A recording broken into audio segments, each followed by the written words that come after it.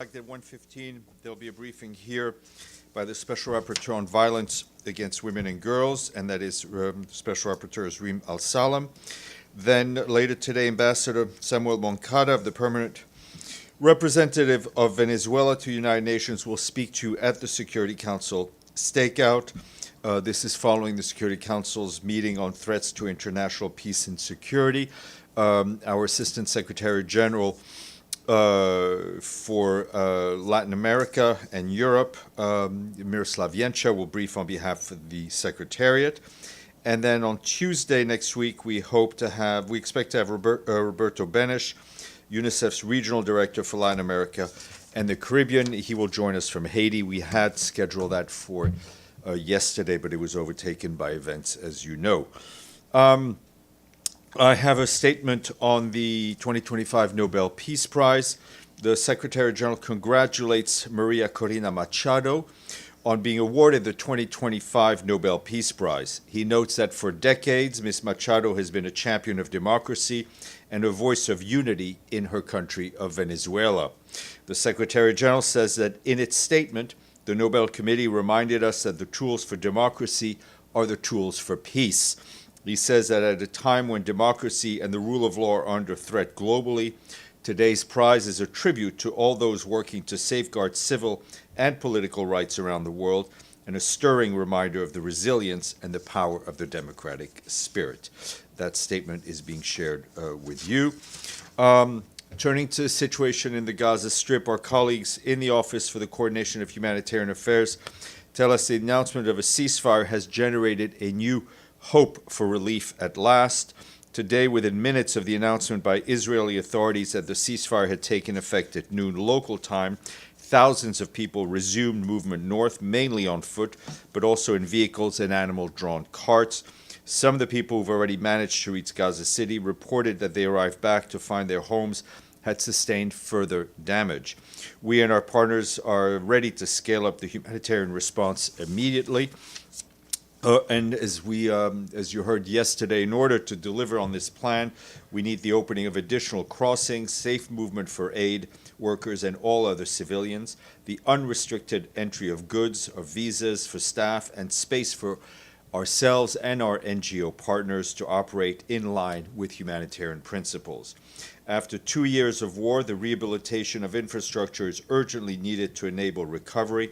The private sector is also critical to that recovery. Our humanitarian colleagues appeal to all leaders backing the ceasefire to help us secure the conditions to carry out unimpeded humanitarian operations. It's also critical that member states extend generous funding for the response so that humanitarian communities can scale up.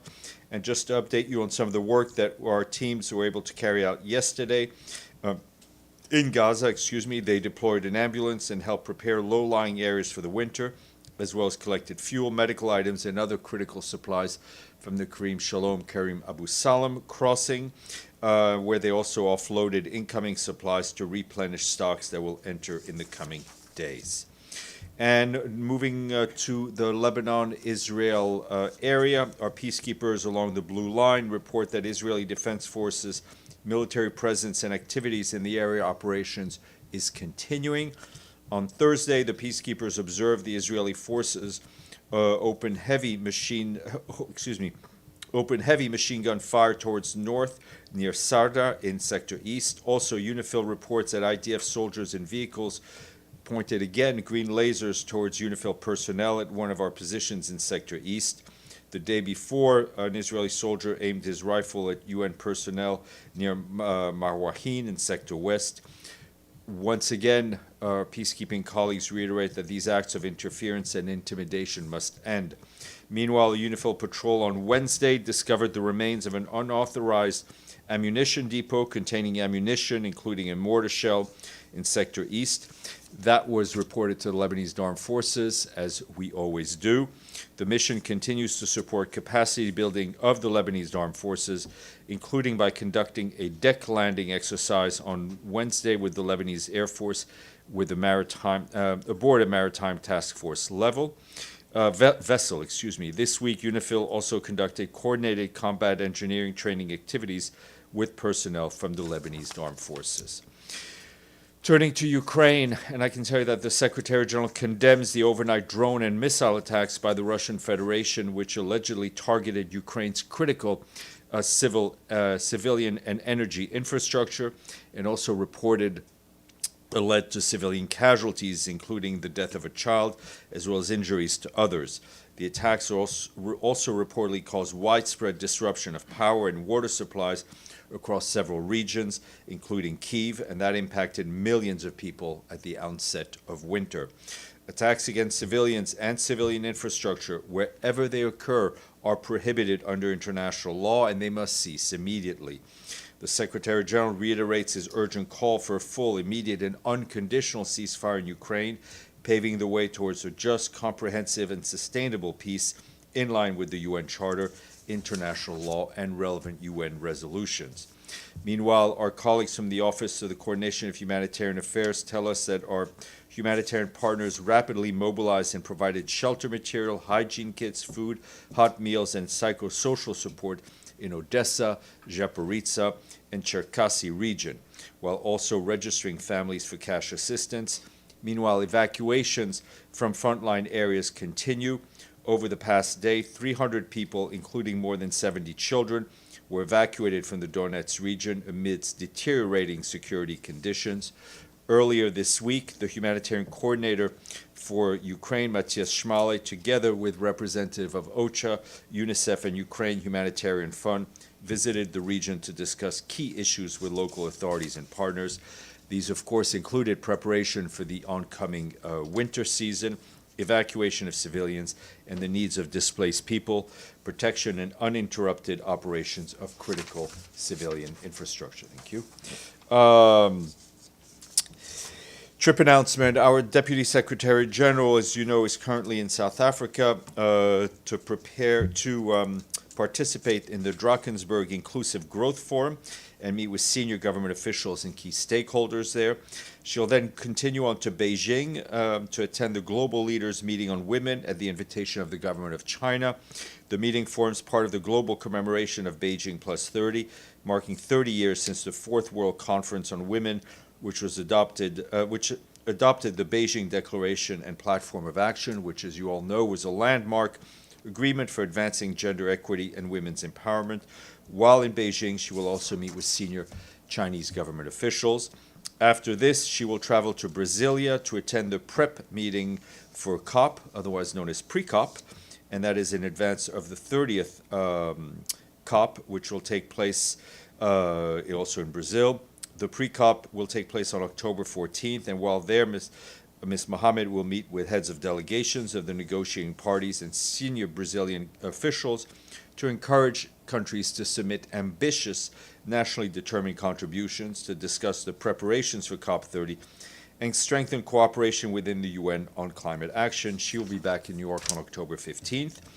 Quick update from our peacekeeping colleagues in Abyei, where they tell us that following clashes that erupted earlier this week between elements of the South Sudan People's Defense Forces, the mission evacuated over 100 civilians, mostly women and children, from the village of Malou al-Alur to the safety of the Kadian peacekeeping base. In the base, the civilians are being provided with shelter, food, water, and medical assistance. In addition, over 90 civilians saw protection in the mission's Rumamir base, which is located in the southern part of the Abyei area. As part of its protection and civilian mandate, the mission's Quick Reaction Force has stepped up patrolling the area to prevent further escalation. And today is World Mental Health Day. This year's theme, Mental Health in Humanitarian Emergencies, reminds us of the profound toll that crises take on people's well-being. In his message for the day, the Secretary General says that mental health support is essential and must be integrated into emergency responses. A couple of international days for you to pay attention to during the weekend, because the weather is going to be bad, so you're going to be stuck indoors. Tomorrow is International Day of the Girl Child. 30 years after the Beijing Platform for Action, girls have made strides in education, health, and rights, but many inequalities remain. In a message for the day, the Secretary General urges decision makers everywhere to recognize the power of girls and stand with them. Also tomorrow, we mark World Migratory Bird Day. On this day, we're reminded of the importance of making our cities more bird-friendly, benefiting nature and people alike. We got some money, and I've got a good literary quiz for you.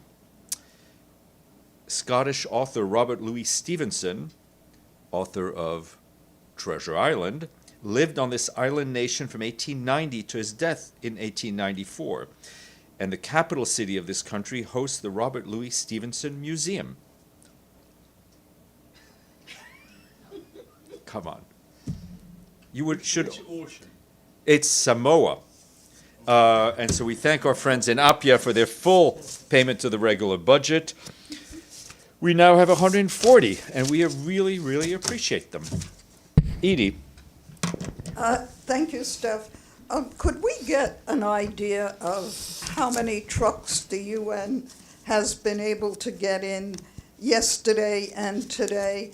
And can we get an update on negotiations between the UN and Israel in trying to really surge humanitarian aid into Gaza? On the second part, I can tell you, because I was in touch with them not too long ago, our colleague Ramiz Ablakarov, who heads the UN's office in Jerusalem, notably it's the acting head of UNSCO and the head of our humanitarian arm, has been in meetings and in discussions with Israeli authorities to try to get some clarity on what we'll be able to bring in, the volume, the number of access points, all of the things that are included in phase one of the agreement, and those discussions are ongoing. But at the same time, we are able, as I said today, we are able to bring aid in. I think increasingly the volume, but I'll try to get you some more granularity on the volume that's going in. Pam.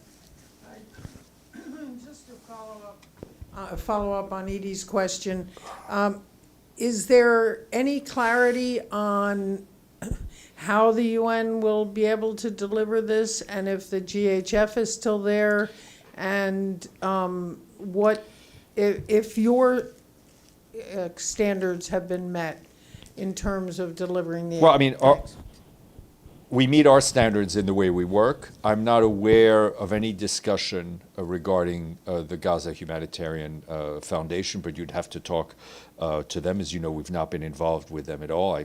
But as I said, I'm not aware of any plans to involve them, and our standards, as you mentioned, remain the same. And so, just on that, how many trucks have gotten in since the announcement? Well, I mean, again,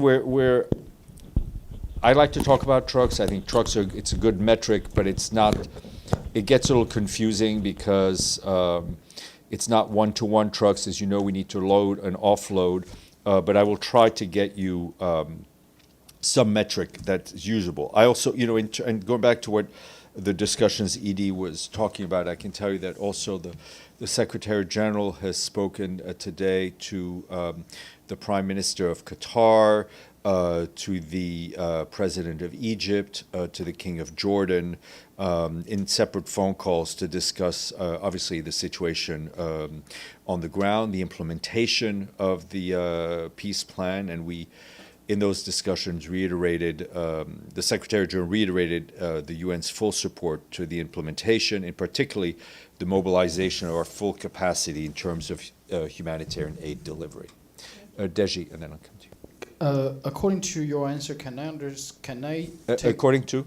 According to your answer. To me, according to me. Yeah, but that's good. According to your answer. You could always quote me back to me. Oh, no.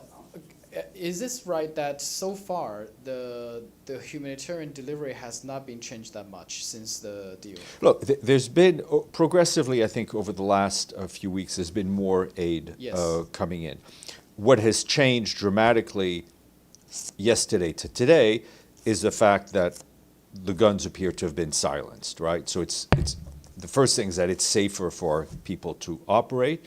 What we're working on now with the Israeli authorities is start to increase the volume of aid that will go increase the pace, increase the number of the volume, hopefully have more crossings. I mean, I think as we said yesterday, we have 100.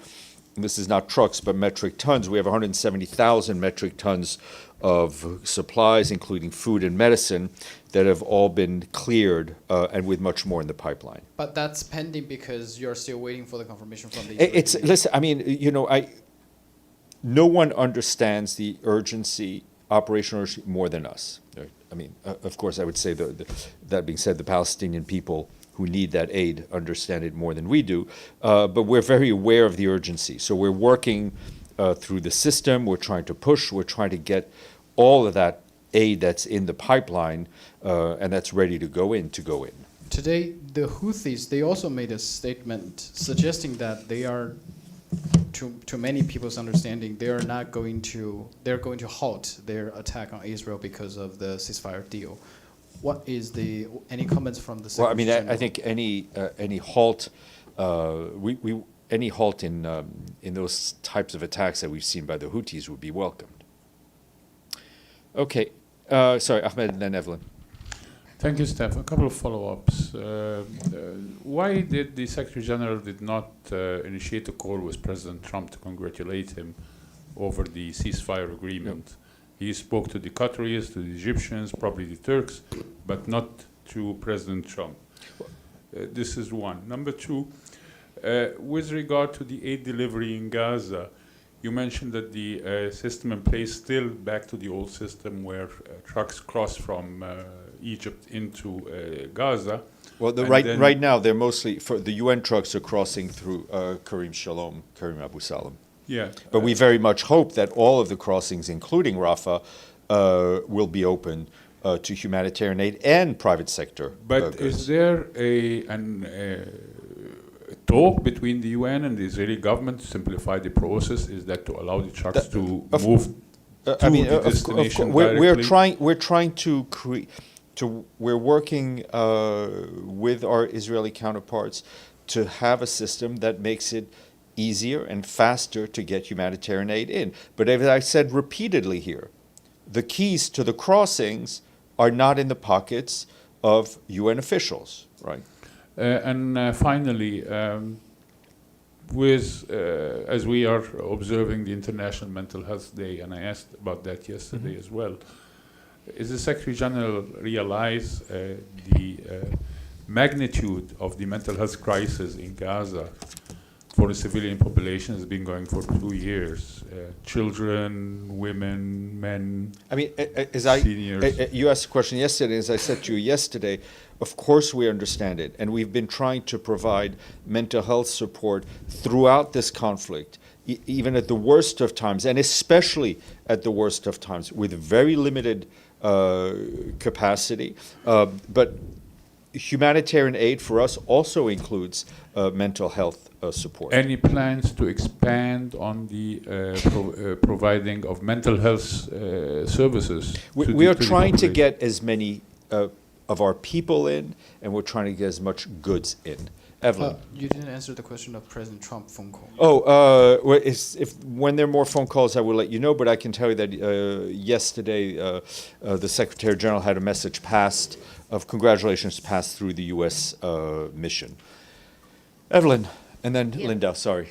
Are you going to give us today or on the weekend how many trucks were able to come in? As I just told you, as soon as we have numbers to share with you, we will.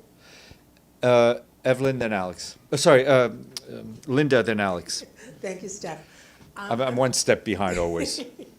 I'm just following up on yesterday on the SG statement where he said that it was important that the hostages be released with dignity, and I believe you had mentioned that the UN would do whatever they could to help. Has anything have they been asked? I don't have help at anything all? further to share with you at this point on that. Alex.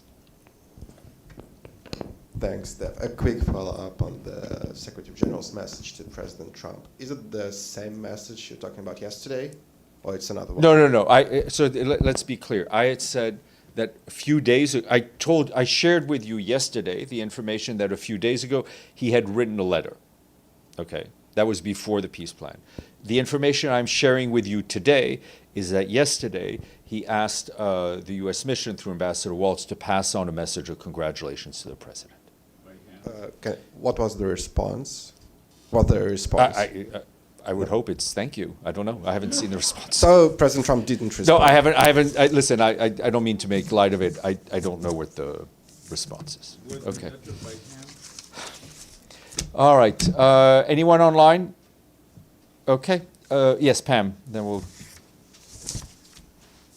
Sorry, just there was an announcement this morning by the First Lady of the United States about the return of 8 Ukrainian children from Russia who were taken during the war. Is there any follow-up by any UN agency I haven't about seen. children? I hadn't seen that report, but we'll look into it. Okay. Okay.